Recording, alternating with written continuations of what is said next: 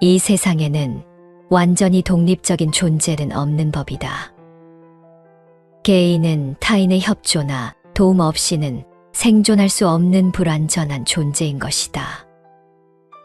스스로 자기주도적이고 독립적이라 자처하는 사람도 결국 주변의 지지와 인정, 공감과 격려의 힘을 얻어서 삶을 더 잘 살고자 하는 동기부여를 받기도 한다. 나와 타인이 적정한 거리의 관계를 유지하면서 서로의 가치관과 취향을 존중하고 적당한 도움을 주고받는 관계는 건강한 관계이다. 하지만 타인의 시선에, 타인의 조언에, 타인의 인생관에 너무 추종하며 의존하며 살아가는 사람들이 있다. 그들의 문제는 자신을 너무 과소평가하고 타인을 너무 과대평가하는 데에서 비롯되는 경우가 많다. 그들은 자기 자신을 믿고 신뢰하지 못하니 스스로의 생각이나 결정을 끊임없이 의심하고 자신의 삶을 타인의 시선에 맞추어서 결정하거나 타인의 생각에 의존하는 경향이 높다. 자신의 모든 사안에 대해서 타인의 의견을 끊임없이 갈구하고 그들의 간섭이 자신에게는 애정이라고 착각하는 것이다. 대부분의 중요한 결정을 타인에게 의존하다 보니 그들과의 관계 유지가 자신에게는 또한 매우 중요한 삶의 일부분이다. 여기서 말하는 타인이란 오랫동안 알고 지낸 친구, 동창, 직장 동료, 가족들도 해당된다. 관계가 깨질까봐 노심초사하다 보니 타인의 감정을 상하지 않게 하려고 갖은 노력을 한다. 그 노력 중에 하나가 자신 스스로에게 해가 될 것 같은 원하지 않는 결정을 타인의 눈치 때문에 결정하는 경우가 있다. 점점 그는 혼자서는 중요한 결정을 내리지 못하고 타인의 눈치만 살피게 되는 것이다. 결국 자신이 진정으로 원하는 삶보다는 타인의 기대에 부응하려는 삶을 살아가며 이는 의존성, 인격장애라는 심리적인 장애로까지 발전할 수 있는 것이다. 현대사회는 개인의 독립성과 자립성을 강조하는 시대이다. 그러나 이와 반대로 의존성 성격을 가진 사람들은 타인을 그들의 존재 이유이자 목적으로 삼는 것이다. 이들은 내가 좋아하면 나도 좋아라는 신념을 품고 타인의 기쁨을 위해 자신의 욕구와 감정을 억누르는 경우가 많다. 그리하여 밝게 미소 짓고 괜찮은 듯 갈등을 회피하려 부단한 노력을 한다. 하지만 이는 자신의 내면에 억눌린 분노와 해결되지 않은 문제를 남기게 되는 것이다.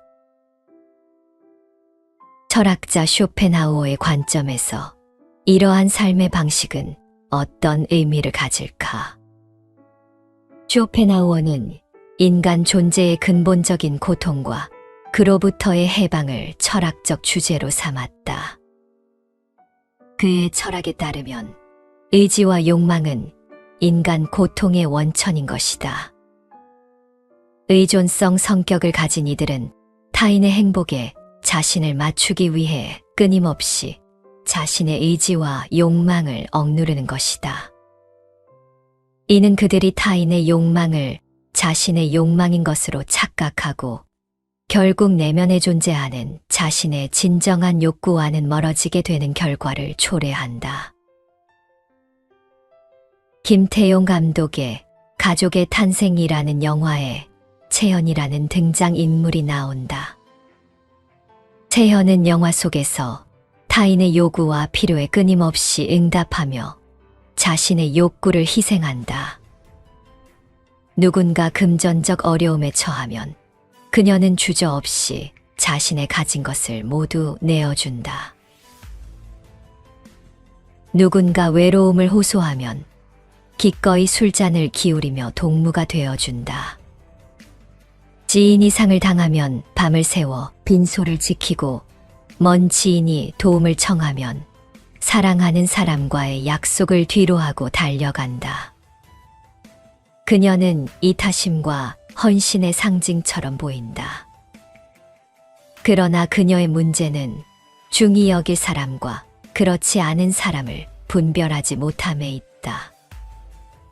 중요한 일과 사소한 일을 가리지 않고 타인의 요구를 거절하지 못한다. 이는 단순한 친절이 아니라 분별력 부족에서 오는 의존성의 표현이다. 만약 그녀가 당신의 가족이라면 그녀가 누구에게 무엇을 주었는지, 혹여 이용당하지는 않았는지, 중요한 자신의 일은 제쳐두고 또 다른 일을 돕는지 걱정하게 될 것이다. 사실 우리도 그녀와 다르지 않다. 우리 모두는 의존적인 존재이다. 누군가가 중요한 결정을 내릴 때 주변 사람들의 조언을 구하는 것도 혼자서 모든 짐을 지고 싶지 않기 때문이다. 채연의 삶은 그녀 자신의 진정한 행복을 찾지 못한 채 타인의 그림자 속에서 고통받고 있는 것이다. 채연은 타인의 욕구에 맞추어 자신의 욕망을 억누르는 대신 자신의 진정한 욕구를 찾고 그것을 충족시키는 법을 배워야 하는 것이다. 그녀가 진정으로 행복해지기 위해서는 자신의 진정한 욕구를 탐구해야 하는 것이다. 그녀는 자신의 감정을 억누르는 대신 그것을 솔직하게 드러내고 타인의 기대에 맞추기보다는 자신의 기대에 부응하는 삶을 살아야 하는 것이다. 이 과정은 쉽지 않을 것이다. 채연의 이야기는 현대 사회에서 많은 사람들이 겪고 있는 문제를 반영하는 것이다. 타인의 기대에 맞추어 살아가는 삶은 일시적인 평화를 가져다 줄 수 있지만 내면의 진정한 행복을 가져다 주지는 않는다. 쇼펜하우어의 철학적 관점에서 우리는 자신의 진정한 욕구를 탐구하고 그것을 충족시키는 법을 배워야 한다. 그것이야말로 진정한 행복을 찾는 길이다.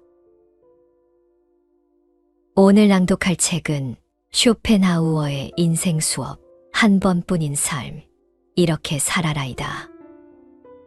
쇼펜하우어는 말한다. 우리는 다른 사람처럼 되기 위해 자신의 인생 4분의 3을 희생한다. 자신의 삶을 올바른 방향으로 이끌 지혜의 지침서를 만나볼 수 있을 것이다. 과도한 관계의존도 일종의 질병이다. 나는 나와 함께한다. 삶에 있어서 가장 명료하고 차가운 진실 중 하나, 바로 인생은 혼자라는 점이다. 한 사람이 태어나고 나이가 들어가면서 수많은 사람과 만나고 헤어지겠지만 평균을 내어 바라보면 인간은 나이가 많아질수록 혼자 있는 시간도 많아진다. 아이일 땐 부모를 비롯한 어른이 주변에 있어야만 하기에 주변에 사람이 많을 수밖에 없고, 청소년기에도 많든 적든 학급 구성원들과 함께할 기회가 있다. 하지만 점점 자라날수록 집단으로부터는 멀어지고 노년에 이르러서는 더없이 고독한 일상이 기다리고 있는 것이다. 이것은 당연한 현상이기 때문에 슬기롭게 대비해야 한다. 외로움에 지지 않으려면 혼자 있을 때 뭘 하면 행복한지를 잘 파악해야 한다. 어쩌면 젊은 시절은 나에 대해 알아가는 시간, 혼자 있을 때 무엇을 하면 좋을지를 생각하고 연습하는 시간일지도 모른다. 어떤 사람은 혼자 있을 때 산책을 하면 행복감을 느끼고 격렬한 운동을 하면 행복해지는 사람도 있다. 손으로 무언가를 만들거나 무해한 공상을 하는 것도 행복의 원천이 될 수 있다.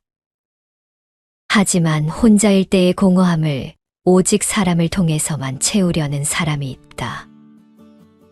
나는 이것이 그다지 건강한 방법이 아니라고 생각한다. 사람을 만나면 어쩔 수 없이 돈도 많이 들어가고 시간과 정성, 체력도 많이 소비된다. 공허함을 채우기 위해 그 많은 것을 지불하는 것은 애초에 수지가 맞는 일이 아니다. 또한 인간관계로부터 비롯되는 질투, 집착, 허무, 슬픔, 상실감, 시정과 같은 리스크도 감내해야 함은 물론 모든 것이 잘 맞는 사람을 만나는 일은 하늘의 별 따기이기에 요행에 가까운 일이라고 할 수 있다. 냉혹하게 말하자면 수많은 인간의 불행은 혼자 있을 수 없기에 발생하는 것이나 다름없는 것이다. 그런 의미에서 나는 과도한 관계 의존도 일종의 질병이라고 생각한다. 반면 지혜로운 사람은 고독으로부터 두 가지 이점을 얻는다. 첫째는 자기 자신과 함께할 기회를 얻는다는 점. 둘째로는 남과 함께하지 않을 기회를 얻는다는 점이다. 건강함과 밝음이 있는 사람은 혼자 있는 시간을 고난의 시간으로 여기지 않는다. 오히려 나 자신과의 설레고 즐거운 데이트라고 생각하는 것이다. 어차피 끝을 향해 달릴수록 혼자가 되어가는 삶. 과연 이 삶을 어떻게 준비할 것인가? 정답은 이미 너무도 명료하게 드러났다. 동지를 구별하는 가장 좋은 방법은 소문이다. 가까울수록 상처받는다. 응원과 도움은 다르다. 힘들어하는 사람에게 할 수 있다고 말해주는 것은 응원이지 도움이 아니다. 도움은 그 사람의 문제를 해결할 수 있는 직접적인 해답을 제공하는 것이다. 마찬가지로 추종과 아첨은 우정이 아니다. 누군가가 나를 맹목적으로 추종하고 듣기 좋은 말만 한다는 것은 나와의 우정이 깊기 때문이 아니라 마음속에 다른 뜻을 품었을 가능성이 있다. 진정한 친구는 내가 잘못됐을 때 따끔한 충고를 건넨다. 교만해졌을 땐 그에 맞는 질책을 아끼지 않는다. 이것만큼 막대한 자산은 없다. 인격의 특징 중 하나는 이중성이다. 조언이 필요한 사람일수록 간섭받는 것을 싫어하고 위로가 필요한 사람일수록 동정을 환멸한다. 상처받을까 두려워하면서도 관계가 깊어지면 자신의 이야기를 털어놓는다. 문제도 여기서 발생한다. 대부분 경험에 의하면 친구라고 믿었던 사람으로부터 상처받는 경우가 많기 때문이다. 경험으로 봤을 때 적과 동지를 구별하는 가장 좋은 방법은 소문이다. 내가 그에게 털어놓은 이야기를 다른 사람에게 전달하는가를 유심히 보면 된다. 반대의 경우도 중요하다. 내가 친구라고 생각했던 그 사람이 다른 사람의 이야기를 내 앞에서 함부로 한다면 그는 다른 자리에서 내 이야기를 함부로 할 가능성도 있는 사람인 것이다. 인간은 가깝고 친할수록 상처를 줄 가능성이 높다. 가까운 사람에게 받은 상처는 환멸을 낳는다. 다른 사람들과 친밀한 관계를 맺는다는 것은 결국 타인을 자신의 욕망과 동일시하는 것이기 때문이다. 나 자신과 동일시한 대상에게 받는 상처가 유독 큰 이유도 그 때문이다. 타인의 재능이나 풍족한 삶을 보고 대다수 사람이 칭찬과 격려를 할 것 같지만 속으로는 시기와 질투심에 사로잡힌다. 가까울수록 때로는 거리를 두어야 하는 것도 이 때문이다. 인간관계를 정리하라. 고독을 생산적으로 활용해야 한다. 타인에 의해 내 행복이 좌지우지되는 건 불완전한 행동이다. 가까울수록 거리를 두고 만약 그 사람이 나의 진정한 친구인지 확인하고 싶다면 소문에 대처하는 자세를 보라. 사람들이 원하는 모습을 언제까지나 보여줄 수는 없다. 원만한 관계는 나로부터 온다. 학문적으로든 사회적으로든 성공을 거둔 사람들이 공통적으로 갖고 있는 면모가 있다. 바로 상대방이 옳다고 생각하면 깔끔하게 인정하거나 칭찬하고 나아가 그로부터 배울 점을 찾는 습관이 만들어져 있다는 점이다. 그런 겸손하면서도 진취적인 습관은 사람을 갈수록 위대하게 만든다. 하지만 그러지 못하는 사람이 태반이다. 도시의 많은 사람이 사실은 상대방이 옳다는 것을 알고 있으면서도 그를 인정하지 않고 배려하지도 않는다. 어떤 부분은 내가 맞으며 너의 어느 한 부분은 분명히 잘못되어 있을 거라며 고집을 굽히지 않는다. 그렇게 그들이 타인의 훌륭한 인격을 접했을 때 그를 무작정 시기하고 어떻게든 깎아내리려고 혈안이 되는 원인은 내면에 이렇다 할 자의식이 없기 때문이다. 나만의 중심을 잡아주는 기둥이 없이 상대방의 시선만 신경 쓰며 스스로를 보기 때문이다. 그렇게 자신도 모르게 상대방의 입장이 되어 스스로를 판단하기 때문이다. 자의식이 없다는 것은 나 자신과의 관계를 제대로 꾸리지 못하고 있다는 뜻이다. 나 자신과의 관계도 온전하지 못한 주제에 남과의 관계가 건강하기를 바라는 것은 아무 일도 하지 않았는데도 하늘에서 급여가 떨어지기를 바라는 것만큼 어리석고 헛된 욕심에 불과하다. 그러니 진정으로 성공한 삶에 가까워지고 싶다면 타인과의 관계에 앞서서 나와의 관계부터 정립해 나가야 한다.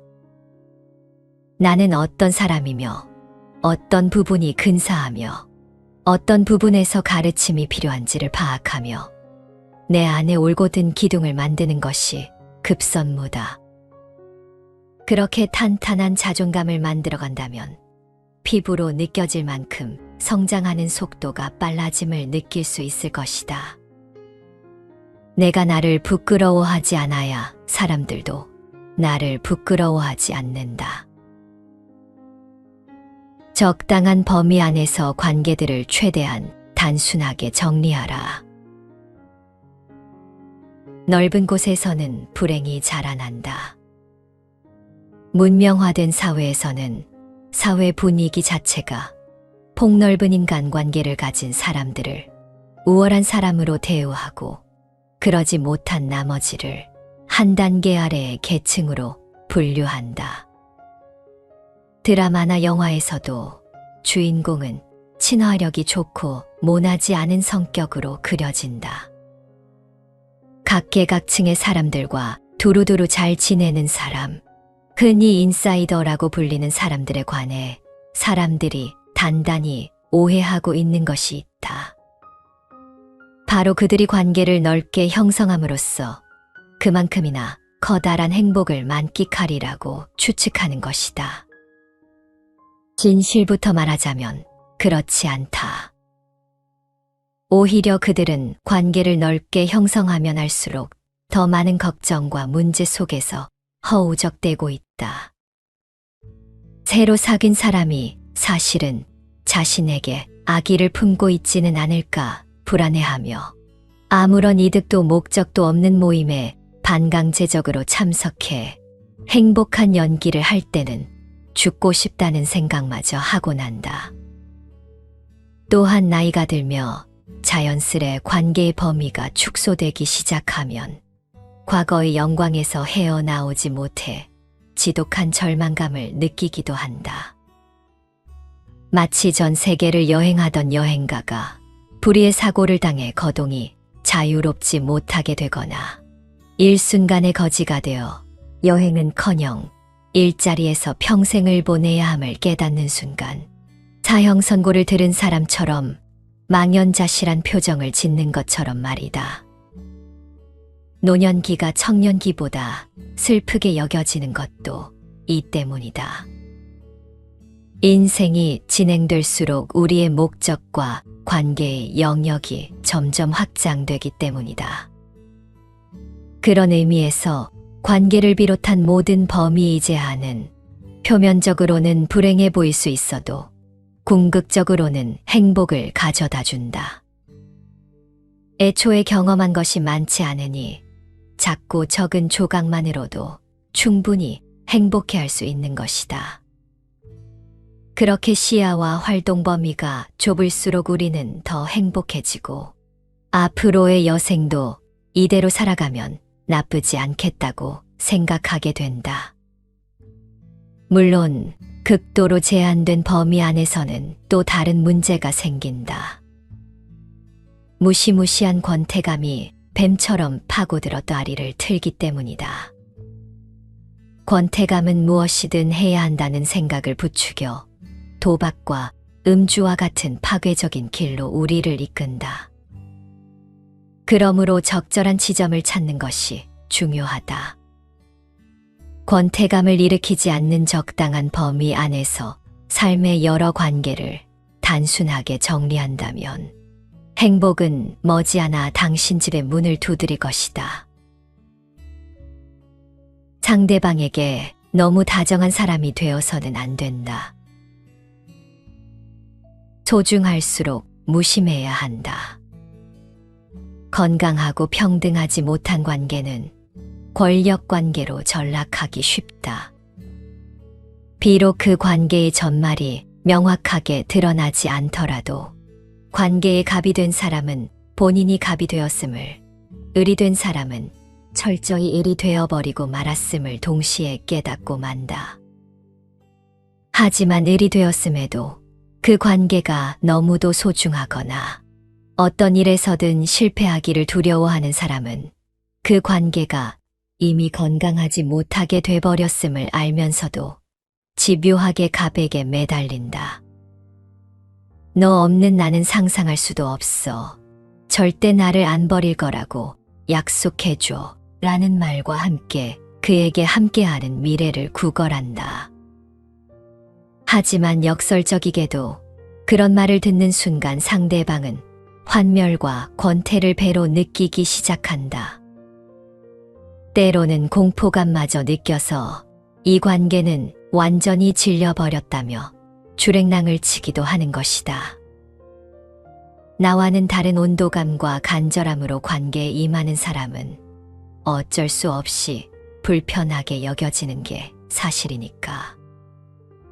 사람 간의 교제에서 내가 상대방보다 우월하다는 생각은 사실은 그다지 내게 상대가 필요하지 않다는 사실과 그러한 사실을 드러내 보이는 것에서부터 떠오르기 시작한다. 아마 위에서 말한 관계의 갑 역시 그러한 생각을 품었기에 갑이 될 수 있었을 것이다. 그러므로 사실은 상대방이 내게 몹시 필요하다고 할지라도, 그리고 상대방이 남자든 여자든 늙었든 젊든 상관없이 모든 사람에게 나는 당신 없이도 괜찮다는 뉘앙스를 가끔은 풍겨주는 것이 좋다. 그래야 둘 사이의 관계도 더욱 두터워질 것이다. 절대 잊지 말아야 한다. 상대방이 내게 정말로 소중하고 귀한 사람일수록 우리는 그 사실을 마치 끔찍한 범죄라도 되는 것처럼 그 사람으로부터 숨겨야 한다. 썩 즐거운 일은 아니겠지만 그것이 관계를 지킬 수 있는 거의 유일한 방법이다. 누군가의 잘못을 그냥 잊어버린다면 그는 같은 잘못을 또 저지른다. 사람은 누구나 실수를 한다. 그리고 그 실수로 인해 피해를 입은 사람은 가해자가 소중한 사람인 경우 그를 위한다는 이유로 또는 내가 이만큼이나 너를 소중하게 생각한다는 걸 보여주기 위해 피해 사실을 억지로 잊으려 하기도 한다. 극소수의 선량한 사람은 그러한 마음에 공감해 다시는 같은 실수를 저지르지 않으려 애쓰지만 대부분의 사람은 이 사람은 내가 조금 막대해도 되는 사람이구나라고 생각해 그에게 같은 실수를 저지른다. 심지어 처음만 어렵지 두 번은 쉬워서 더 상습적으로 그 사람을 구워 삶으려 드는 경우도 있다. 사람은 우리가 믿는 것보다도 간사해서 그런 일을 고마워하기는커녕 그를 쉽고 만만한 상대로 여겨 더더욱 많은 것을 요구하고 더 큰 잘못을 계속 저지르기 시작하는 것이다. 그건 절대 착한 사람이 되는 방법이 아니다. 오히려 바보가 되기를 자처하는 일이며 결과적으로는 소중하게 여기는 그 사람을 더 악하게 만들고 그의 인격마저 더러워지도록 방치하는 일이 될 수도 있다. 누군가의 잘못을 무작정 용서하고 억지로 잊는다는 것은 자신이 한 사람에 관해서 겪은 귀중한 경험을 길바닥에 내던져버리는 것과 같다.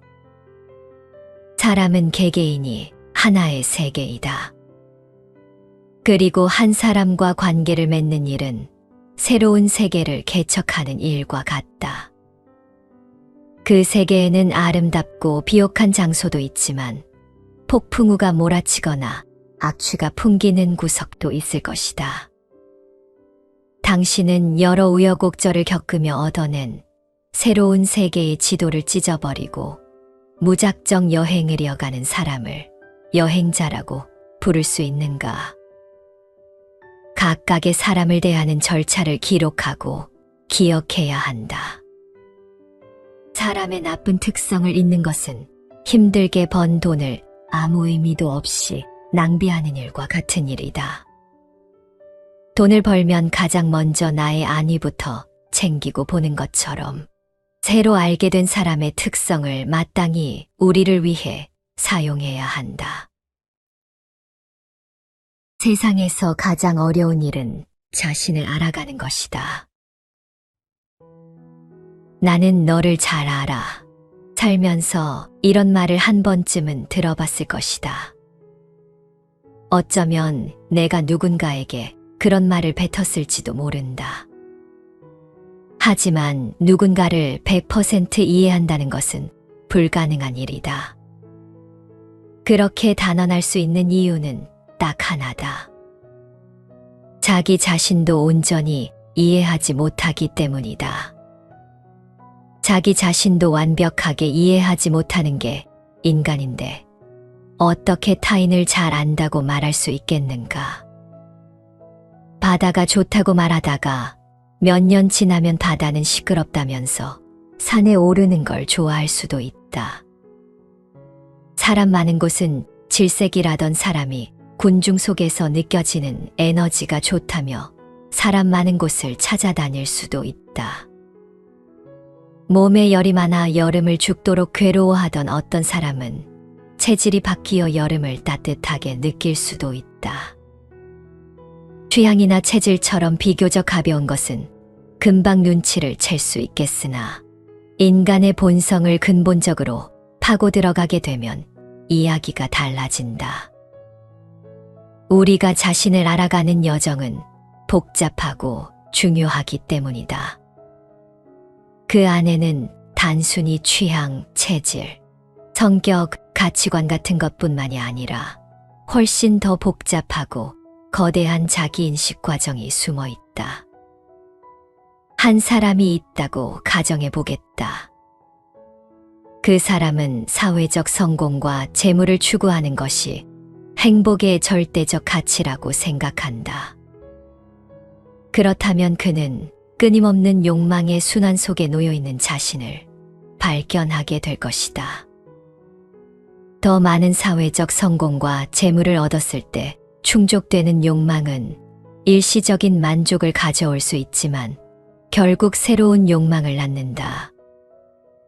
진정한 만족이나 평화를 찾지 못한 채 욕망의 굴레를 벗어나지 못한다. 자기인식 과정은 이러한 굴레를 끊어준다. 한 개인이 자신의 근본적인 욕망을 이해하고 그것이 가져오는 불만족을 인식할 때 비로소 내면의 성장과 변화를 이루어낼 수 있다. 인간의 본성은 근본적인 의지다. 이 의지는 끊임없는 욕망과 불만으로 표현된다. 인간이 겪는 고통과 불만족은 끊임없는 욕망에서 비롯되는 경우가 많다. 자신을 알아가는 여정은 나의 취향이나 성격을 이해하는 것을 뛰어넘어 인간 본성의 근본적 요소와 마주하는 행위인 것이다.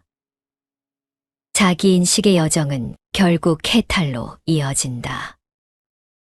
자신의 본성과 욕망을 이해함으로써 불필요한 욕망에서 벗어나 진정한 평화에 이르는 것이다. 인식이 없다면 해탈할 수 없다. 원인을 모르기 때문에 문제를 해결할 수 없는 것과 똑같다. 예술 작품을 접했을 때 우리가 해방감과 순수한 인식을 느끼는 것도 그 때문이다. 일상적인 욕망에서 벗어나 순간의 아름다움에 몰입할 수 있게 되는 것이다. 그 순간만큼은 그 어떤 것도 욕망으로 표출된 상태가 아닌 자신의 내면 세계와 마주하며 묵혀두거나 이해하지 못했던 감정들과 마주하는 것이다. 자기 자신을 알아가는 모든 여정은 단순히 자아에 대한 지식을 넓히는 것을 뜻하지 않는다. 자신의 근본적인 욕망과의 투쟁이며 그러한 행위는 궁극적으로 나에 대한 깊은 이해로 이어진다.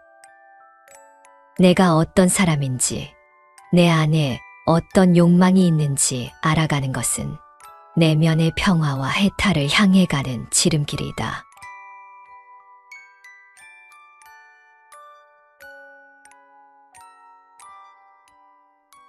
이 세상에는 완전히 독립적인 존재는 없는 법이다. 개인은 타인의 협조나 도움 없이는 생존할 수 없는 불완전한 존재인 것이다. 스스로 자기주도적이고 독립적이라 자처하는 사람도 결국 주변의 지지와 인정, 공감과 격려의 힘을 얻어서 삶을 더 잘 살고자 하는 동기부여를 받기도 한다.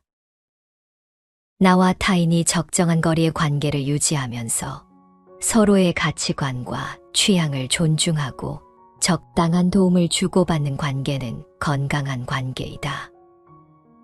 하지만 타인의 시선에, 타인의 조언에, 타인의 인생관에 너무 추종하며 의존하며 살아가는 사람들이 있다. 그들의 문제는 자신을 너무 과소평가하고 타인을 너무 과대평가하는 데에서 비롯되는 경우가 많다. 그들은 자기 자신을 믿고 신뢰하지 못하니 스스로의 생각이나 결정을 끊임없이 의심하고 자신의 삶을 타인의 시선에 맞추어서 결정하거나 타인의 생각에 의존하는 경향이 높다. 자신의 모든 사안에 대해서 타인의 의견을 끊임없이 갈구하고 그들의 간섭이 자신에게는 애정이라고 착각하는 것이다. 대부분의 중요한 결정을 타인에게 의존하다 보니 그들과의 관계 유지가 자신에게는 또한 매우 중요한 삶의 일부분이다. 여기서 말하는 타인이란 오랫동안 알고 지낸 친구, 동창, 직장 동료, 가족들도 해당된다. 관계가 깨질까봐 노심초사하다 보니 타인의 감정을 상하지 않게 하려고 갖은 노력을 한다. 그 노력 중에 하나가 자신 스스로에게 해가 될 것 같은 원하지 않는 결정을 타인의 눈치 때문에 결정하는 경우가 있다. 점점 그는 혼자서는 중요한 결정을 내리지 못하고 타인의 눈치만 살피게 되는 것이다. 결국 자신이 진정으로 원하는 삶보다는 타인의 기대에 부응하려는 삶을 살아가며 이는 의존성, 인격장애라는 심리적인 장애로까지 발전할 수 있는 것이다. 현대사회는 개인의 독립성과 자립성을 강조하는 시대이다. 그러나 이와 반대로 의존성 성격을 가진 사람들은 타인을 그들의 존재 이유이자 목적으로 삼는 것이다. 이들은 내가 좋아하면 나도 좋아라는 신념을 품고 타인의 기쁨을 위해 자신의 욕구와 감정을 억누르는 경우가 많다. 그리하여 밝게 미소 짓고 괜찮은 듯 갈등을 회피하려 부단한 노력을 한다. 하지만 이는 자신의 내면에 억눌린 분노와 해결되지 않은 문제를 남기게 되는 것이다. 철학자 쇼펜하우어의 관점에서 이러한 삶의 방식은 어떤 의미를 가질까? 쇼펜하우어는 인간 존재의 근본적인 고통과 그로부터의 해방을 철학적 주제로 삼았다. 그의 철학에 따르면 의지와 욕망은 인간 고통의 원천인 것이다. 의존성 성격을 가진 이들은 타인의 행복에 자신을 맞추기 위해 끊임없이 자신의 의지와 욕망을 억누르는 것이다. 이는 그들이 타인의 욕망을 자신의 욕망인 것으로 착각하고 결국 내면에 존재하는 자신의 진정한 욕구와는 멀어지게 되는 결과를 초래한다.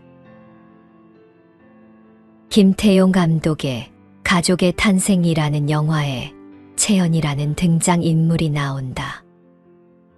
채연은 영화 속에서 타인의 요구와 필요에 끊임없이 응답하며 자신의 욕구를 희생한다. 누군가 금전적 어려움에 처하면 그녀는 주저없이 자신의 가진 것을 모두 내어준다. 누군가 외로움을 호소하면 기꺼이 술잔을 기울이며 동무가 되어준다. 지인이 상을 당하면 밤을 새워 빈소를 지키고 먼 지인이 도움을 청하면 사랑하는 사람과의 약속을 뒤로하고 달려간다. 그녀는 이타심과 헌신의 상징처럼 보인다.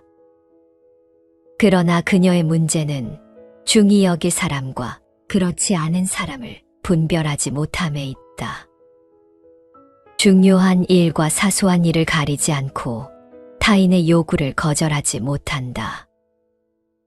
이는 단순한 친절이 아니라 분별력 부족에서 오는 의존성의 표현이다.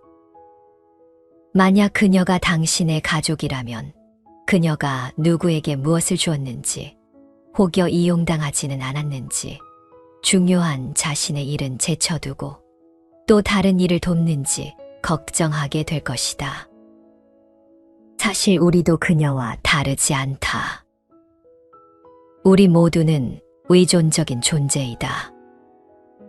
누군가가 중요한 결정을 내릴 때 주변 사람들의 조언을 구하는 것도 혼자서 모든 짐을 지고 싶지 않기 때문이다. 채연의 삶은 그녀 자신의 진정한 행복을 찾지 못한 채 타인의 그림자 속에서 고통받고 있는 것이다. 채연은 타인의 욕구에 맞추어 자신의 욕망을 억누르는 대신 자신의 진정한 욕구를 찾고 그것을 충족시키는 법을 배워야 하는 것이다. 그녀가 진정으로 행복해지기 위해서는 자신의 진정한 욕구를 탐구해야 하는 것이다. 그녀는 자신의 감정을 억누르는 대신 그것을 솔직하게 드러내고 타인의 기대에 맞추기보다는 자신의 기대에 부응하는 삶을 살아야 하는 것이다. 이 과정은 쉽지 않을 것이다. 채연의 이야기는 현대 사회에서 많은 사람들이 겪고 있는 문제를 반영하는 것이다. 타인의 기대에 맞추어 살아가는 삶은 일시적인 평화를 가져다 줄 수 있지만 내면의 진정한 행복을 가져다 주지는 않는다. 쇼펜하우어의 철학적 관점에서 우리는 자신의 진정한 욕구를 탐구하고 그것을 충족시키는 법을 배워야 한다. 그것이야말로 진정한 행복을 찾는 길이다.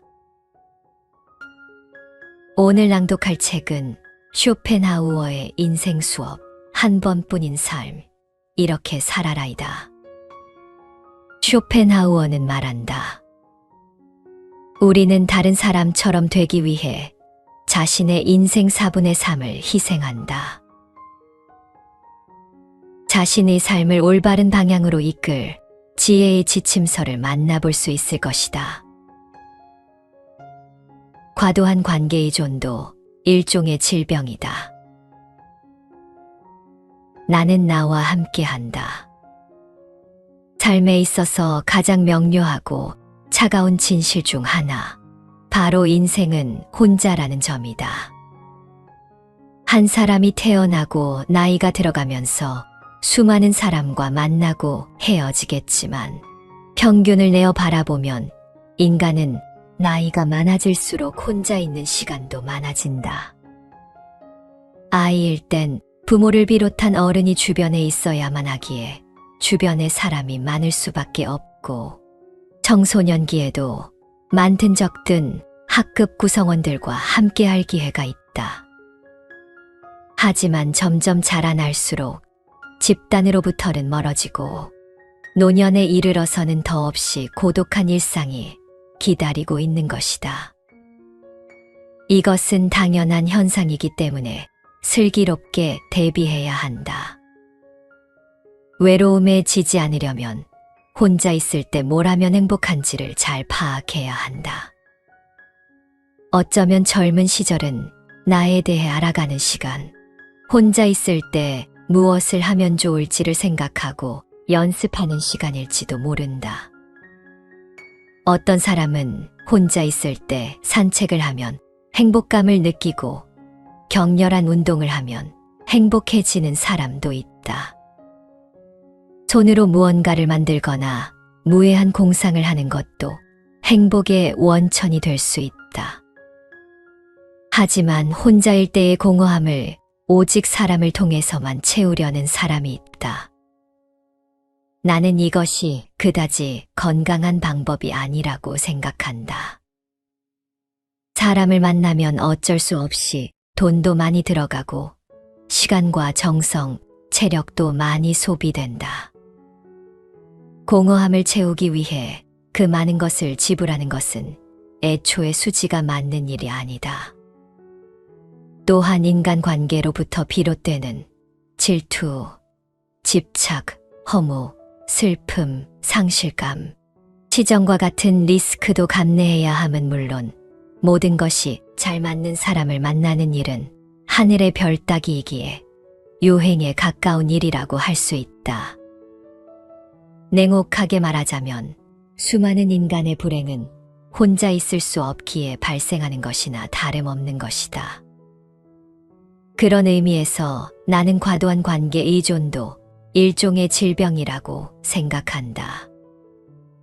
반면 지혜로운 사람은 고독으로부터 두 가지 이점을 얻는다. 첫째는 자기 자신과 함께할 기회를 얻는다는 점. 둘째로는 남과 함께하지 않을 기회를 얻는다는 점이다. 건강함과 밝음이 있는 사람은 혼자 있는 시간을 고난의 시간으로 여기지 않는다. 오히려 나 자신과의 설레고 즐거운 데이트라고 생각하는 것이다. 어차피 끝을 향해 달릴수록 혼자가 되어가는 삶. 과연 이 삶을 어떻게 준비할 것인가? 정답은 이미 너무도 명료하게 드러났다. 동지를 구별하는 가장 좋은 방법은 소문이다. 가까울수록 상처받는다. 응원과 도움은 다르다. 힘들어하는 사람에게 할 수 있다고 말해주는 것은 응원이지 도움이 아니다. 도움은 그 사람의 문제를 해결할 수 있는 직접적인 해답을 제공하는 것이다. 마찬가지로 추종과 아첨은 우정이 아니다. 누군가가 나를 맹목적으로 추종하고 듣기 좋은 말만 한다는 것은 나와의 우정이 깊기 때문이 아니라 마음속에 다른 뜻을 품었을 가능성이 있다. 진정한 친구는 내가 잘못됐을 때 따끔한 충고를 건넨다. 교만해졌을 땐 그에 맞는 질책을 아끼지 않는다. 이것만큼 막대한 자산은 없다. 인격의 특징 중 하나는 이중성이다. 조언이 필요한 사람일수록 간섭받는 것을 싫어하고 위로가 필요한 사람일수록 동정을 환멸한다.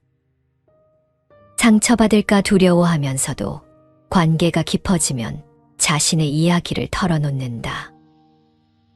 문제도 여기서 발생한다. 대부분 경험에 의하면 친구라고 믿었던 사람으로부터 상처받는 경우가 많기 때문이다. 경험으로 봤을 때 적과 동지를 구별하는 가장 좋은 방법은 소문이다. 내가 그에게 털어놓은 이야기를 다른 사람에게 전달하는가를 유심히 보면 된다. 반대의 경우도 중요하다. 내가 친구라고 생각했던 그 사람이 다른 사람의 이야기를 내 앞에서 함부로 한다면 그는 다른 자리에서 내 이야기를 함부로 할 가능성도 있는 사람인 것이다. 인간은 가깝고 친할수록 상처를 줄 가능성이 높다. 가까운 사람에게 받은 상처는 환멸을 낳는다. 다른 사람들과 친밀한 관계를 맺는다는 것은 결국 타인을 자신의 욕망과 동일시하는 것이기 때문이다. 나 자신과 동일시한 대상에게 받는 상처가 유독 큰 이유도 그 때문이다. 타인의 재능이나 풍족한 삶을 보고 대다수 사람이 칭찬과 격려를 할 것 같지만 속으로는 시기와 질투심에 사로잡힌다. 가까울수록 때로는 거리를 두어야 하는 것도 이 때문이다. 인간관계를 정리하라. 고독을 생산적으로 활용해야 한다. 타인에 의해 내 행복이 좌지우지되는 건 불완전한 행동이다. 가까울수록 거리를 두고 만약 그 사람이 나의 진정한 친구인지 확인하고 싶다면 소문에 대처하는 자세를 보라. 사람들이 원하는 모습을 언제까지나 보여줄 수는 없다. 원만한 관계는 나로부터 온다. 학문적으로든 사회적으로든 성공을 거둔 사람들이 공통적으로 갖고 있는 면모가 있다. 바로 상대방이 옳다고 생각하면 깔끔하게 인정하거나 칭찬하고 나아가 그로부터 배울 점을 찾는 습관이 만들어져 있다는 점이다. 그런 겸손하면서도 진취적인 습관은 사람을 갈수록 위대하게 만든다. 하지만 그러지 못하는 사람이 태반이다. 도시의 많은 사람이 사실은 상대방이 옳다는 것을 알고 있으면서도 그를 인정하지 않고 배려하지도 않는다. 어떤 부분은 내가 맞으며 너의 어느 한 부분은 분명히 잘못되어 있을 거라며 고집을 굽히지 않는다.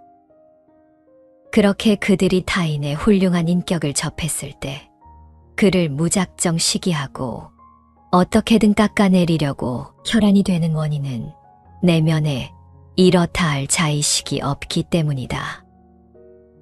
나만의 중심을 잡아주는 기둥이 없이 상대방의 시선만 신경 쓰며 스스로를 보기 때문이다. 그렇게 자신도 모르게 상대방의 입장이 되어 스스로를 판단하기 때문이다.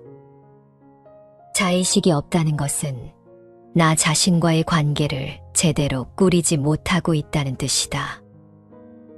나 자신과의 관계도 온전하지 못한 주제에 남과의 관계가 건강하기를 바라는 것은 아무 일도 하지 않았는데도 하늘에서 급여가 떨어지기를 바라는 것만큼 어리석고 헛된 욕심에 불과하다.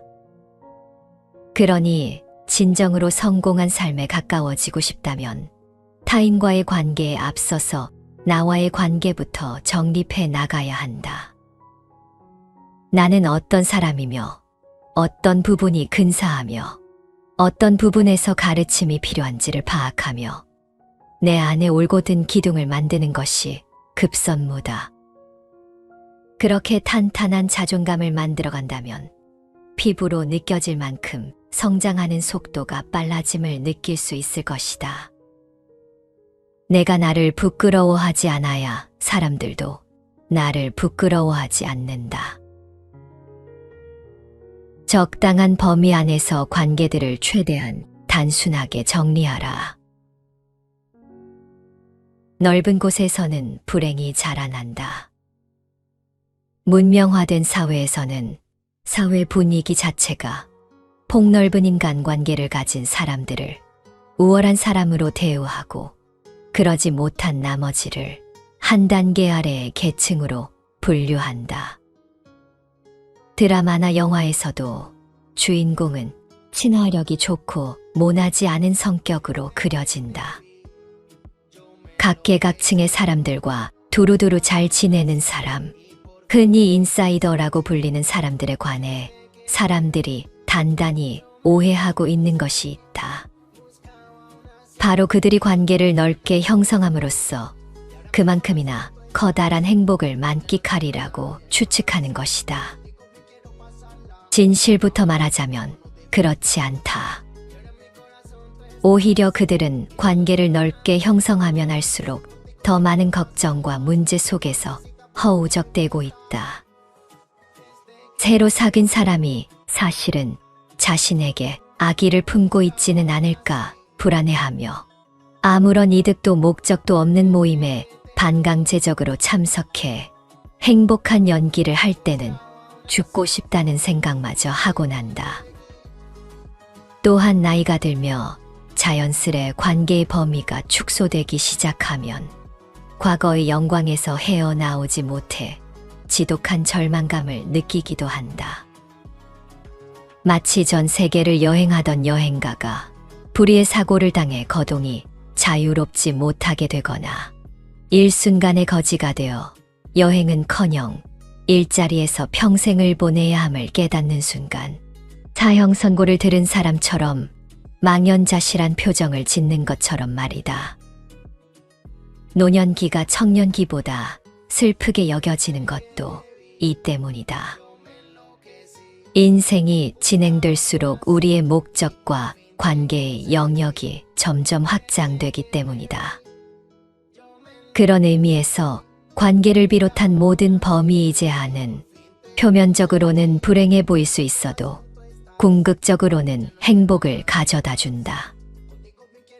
애초에 경험한 것이 많지 않으니 작고 적은 조각만으로도 충분히 행복해할 수 있는 것이다.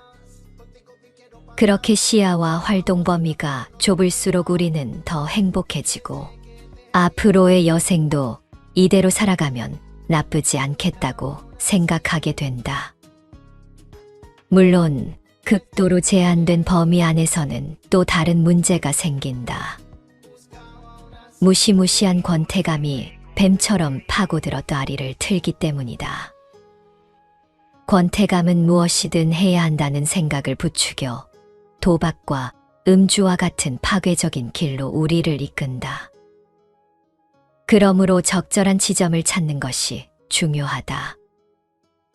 권태감을 일으키지 않는 적당한 범위 안에서 삶의 여러 관계를 단순하게 정리한다면 행복은 머지않아 당신 집의 문을 두드릴 것이다. 상대방에게 너무 다정한 사람이 되어서는 안 된다. 소중할수록 무심해야 한다. 건강하고 평등하지 못한 관계는 권력 관계로 전락하기 쉽다. 비록 그 관계의 전말이 명확하게 드러나지 않더라도 관계에 갑이 된 사람은 본인이 갑이 되었음을, 을이 된 사람은 철저히 일이 되어버리고 말았음을 동시에 깨닫고 만다.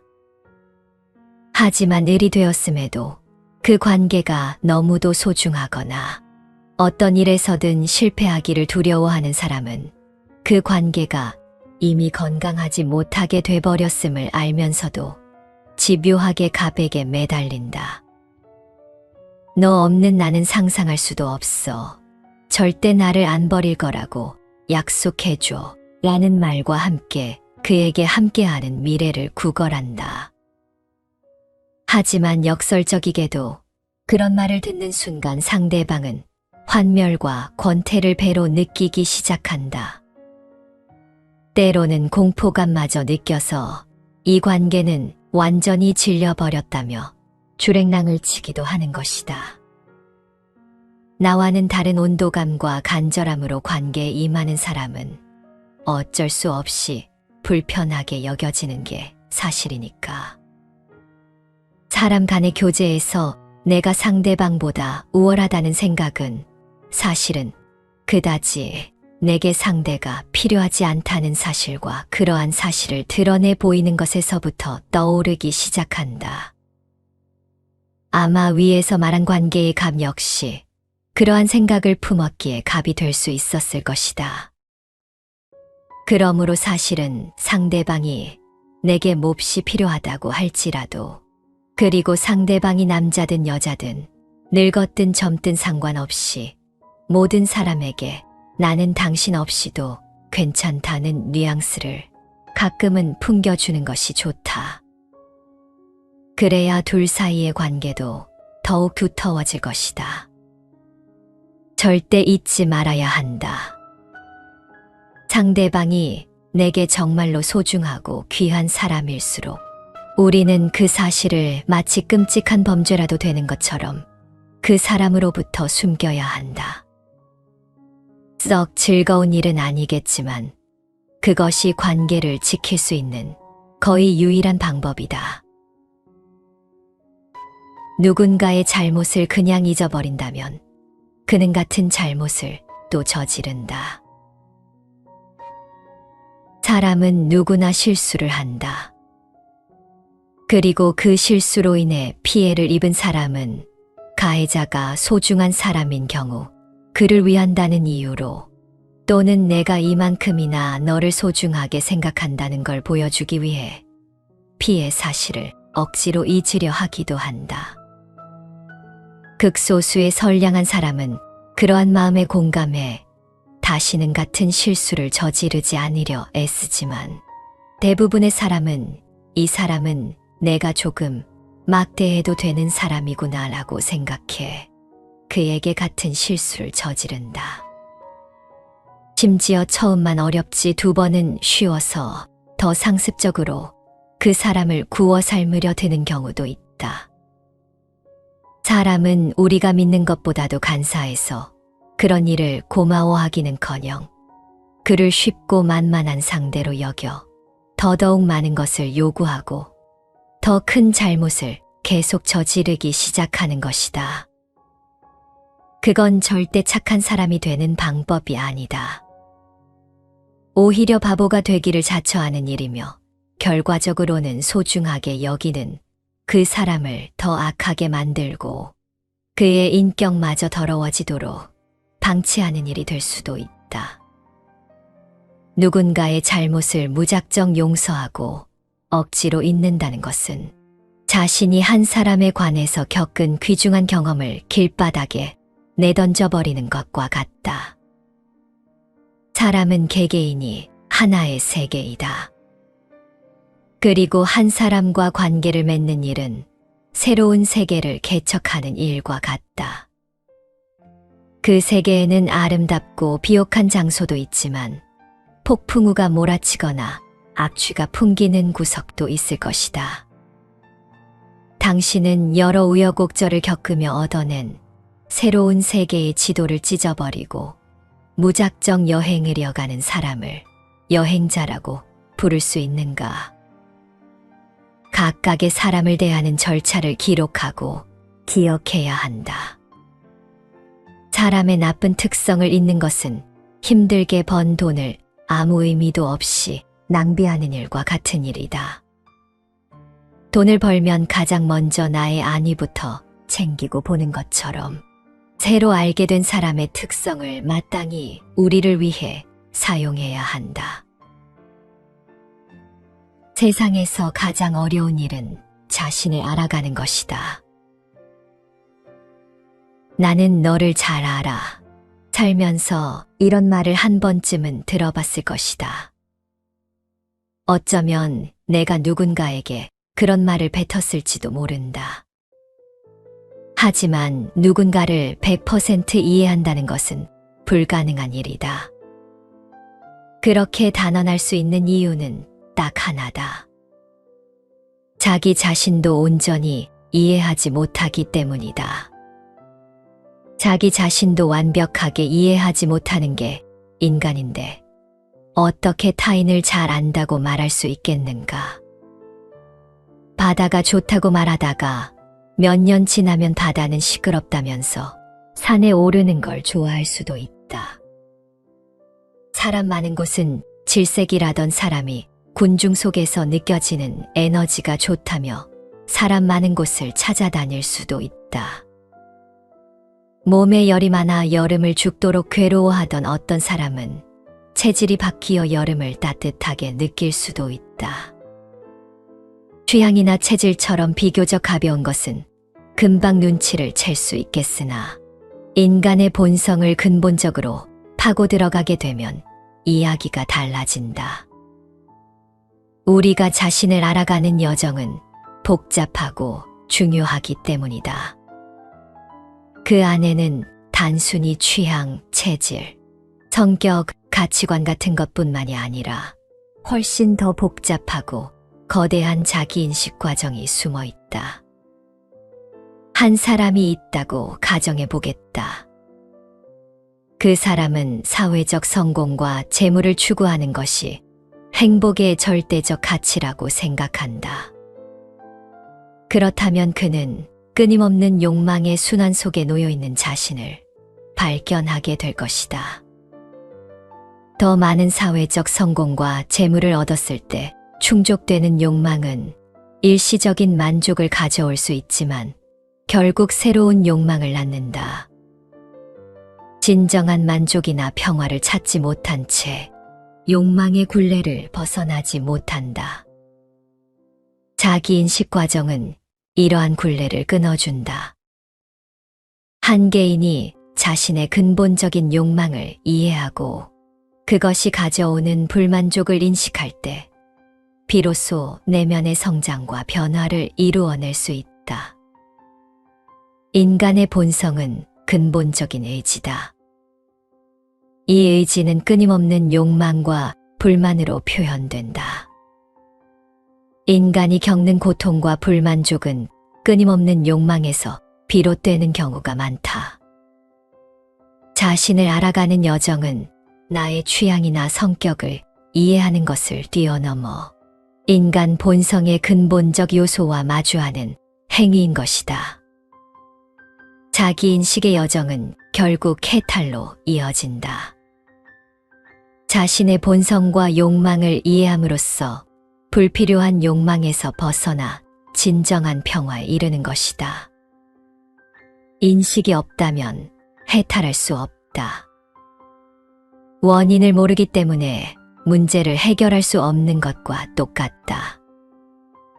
예술 작품을 접했을 때 우리가 해방감과 순수한 인식을 느끼는 것도 그 때문이다.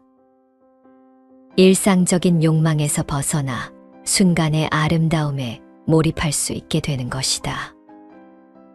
그 순간만큼은 그 어떤 것도 욕망으로 표출된 상태가 아닌 자신의 내면 세계와 마주하며 묵혀두거나 이해하지 못했던 감정들과 마주하는 것이다.